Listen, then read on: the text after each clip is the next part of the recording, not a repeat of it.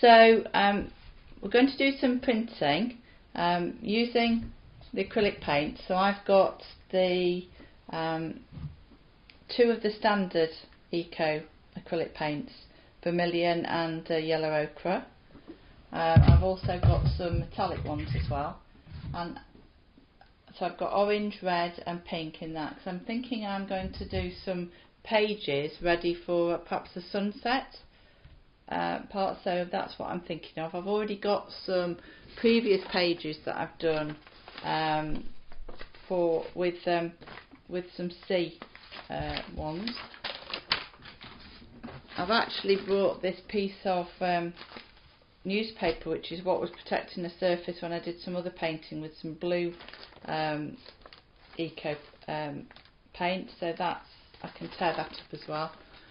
And just to show you the other thing I've got, that if at any point you go to a DIY shop that's got newspaper, wallpaper rather, you can get samples of wallpaper, and this is a sort of sparkly wallpaper that I just from my stash.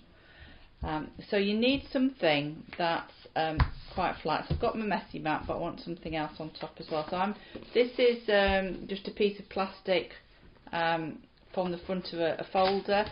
This is one of those plastic pockets that you can put documents in. Poly pockets are okay, but anything sort of smooth like that. You can use glass or acrylic if you do have a piece of that around. Or this is a clipboard, so that's got a nice smooth surface as well, so we can use any of those. And this is where you want a stack of printer, just a regular like printer standard A4 paper. So taking one of my plastic surfaces, I'm going to just dribble some paint on. So that was the red, this is the pink, they're both metallic, and I'm going to put in some yellow ochre, just standard non-metallic. Do that in there, and perhaps then a bit of red under there. So you don't have to do all the colours. Now in terms of then spreading it out, if you've got a roller, then that's really great for spreading it out, like that, doing your sort of banding. But if you haven't, you can use, this is don't use an existing card, this is an old Amazon gift card that I've already redeemed, but any sort of those plastic cards that you don't need anymore, you'll have some on there that we can carry on using in a bit.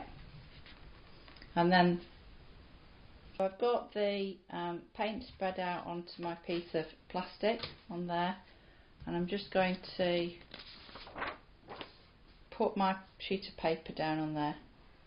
So that is, this is going to be like a first generation.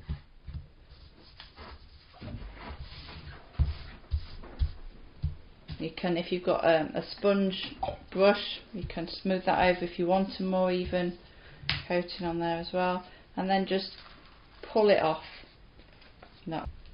Then I've still got quite a lot of paint on there, even having done a print, so I'm actually going to do a second generation, another piece of paper, and get that, and then put that over.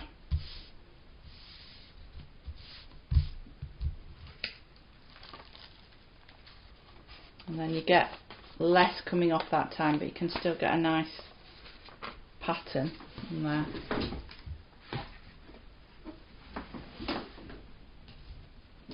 So I think some more colour. Didn't use any orange, I think, before. So I think I'm going to concentrate on more sort of orangey. So that's the orange metallic and the yellow ochre. And that. So I've still got a bit of the other colours on there, so that's okay. And I'm just going to pull some of the paint at that one side. And I'm going I'll lay that down on there. I'm just going to not use that big pool because I'm keeping that up from that big pool I've got.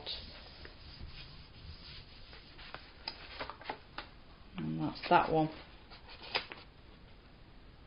That's that one done.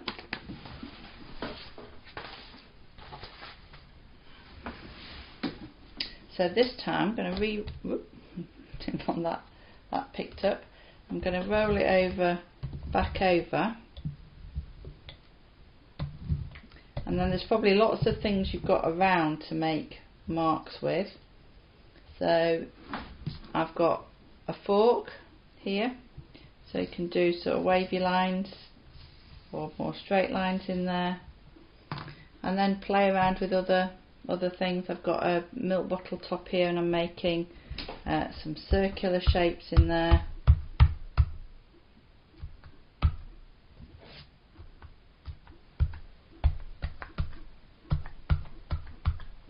Just to create some extra texture.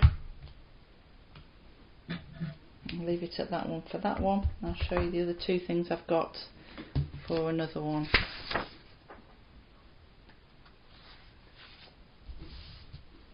So I'm just putting my side of my hands onto the back of the paper and smoothing it out, and then pulling that one off. That's that one on there.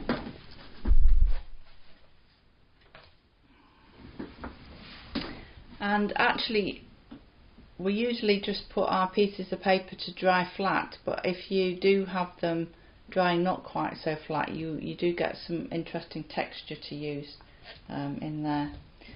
So that's quite orangey on mine. I've got quite not a lot of orange. I'm going to add a bit of pink, dribble some pink on, and dribble the metallic red, which is a sort of quite pinky as well. And this time I'm going to just spread it out like that with the card. Okay. And something I have got here to make a shape is a whisk. I'm just putting that on there. Sort of blend it along, make a pattern with that.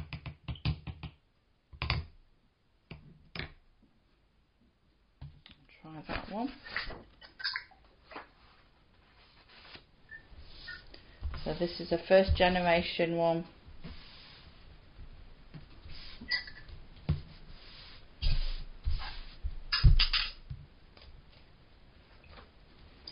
So that's a first generation. Lots of paint on that one.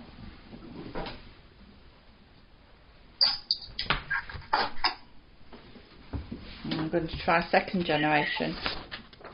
So I'm not adding any more pattern or anything. I'm just going to use a second sheet of paper on this design. There we go. And that's that one. That one. Ooh. Some lovely sunshine coming through my window to dry my paint. So I'm going to try the clipboard because it's just a slightly different texture, and see if I get a different effect on doing that one. Put that one out of the way. So I think for this one I'm going to put a bit of red and the yellow.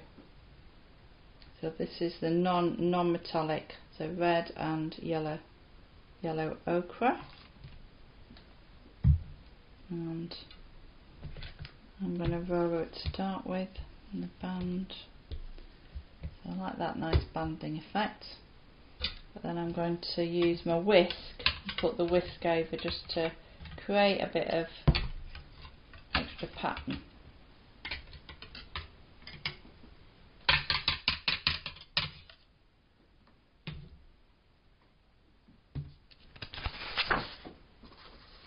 And I'm going to lay that one on.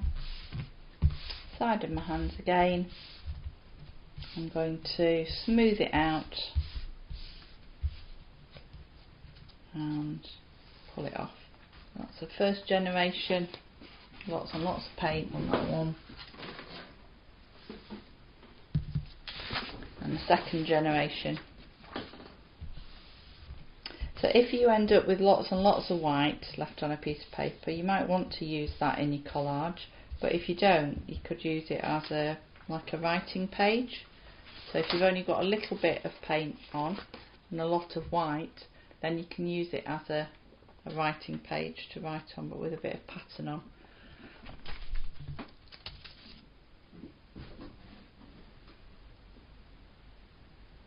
So I've got lots of paint here that I'm just going to scrape up and put onto here.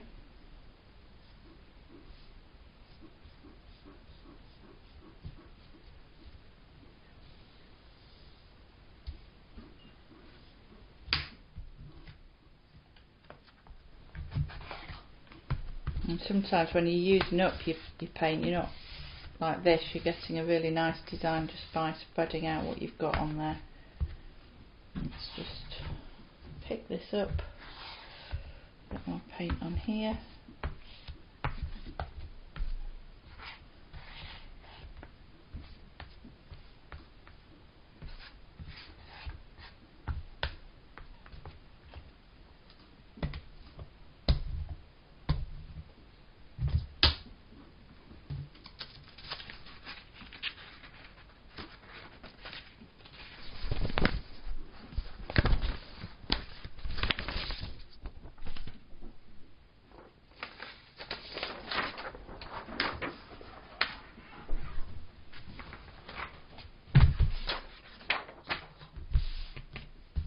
Smoothing this one again. This is a first generation one, so lots of paint on there, and the final one is the second generation one for this mixture that was created. I'm liking this mixture and the effect that I'm getting on there.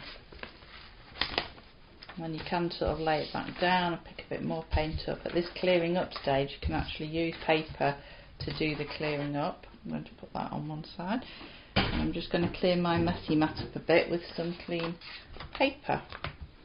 So I'm going to leave that one over here, but just get a, I think I've got, yeah, I've got a sheet of relatively clean white paper, and I'm just going to lay that on. I'm going to print from here, from the messy mat, to clear up my work surface. And just keep moving it around.